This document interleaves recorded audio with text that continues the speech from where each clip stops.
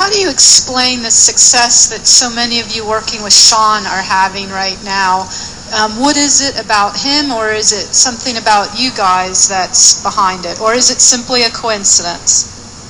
Well, I think there's no doubt he's got some decent players, and I think the more success he has with those players, the more he may attract other great players. But the reason that he's able to attract the great players is his ability to switch between technical work that needs to be done at certain points, and then at other points really understanding how to coach. And coaching means that getting the best out of your player on that particular week, and that might not mean delving deeply into swing mechanics, but figuring out a couple of simple cues that the player can really go and play with. So I feel like he really prides himself in being a coach as well as like a golf swing instructor.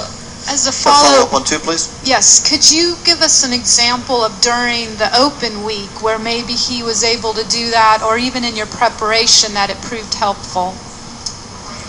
US Open, really as simple as my swing thoughts there was we worked a lot in setup, slightly widening my base, widening my stance, and getting the ball a little bit further forward, because that was just giving me, I had the club, I didn't swing it perfectly at the US Open. I felt like I had the club a little across the line and dropping a little bit under on the way down. But instead of trying to change the whole plane of the backswing by just sort of moving the contact point on the ground, like moving the ball forward, it just gave me a little bit more time to square up the club.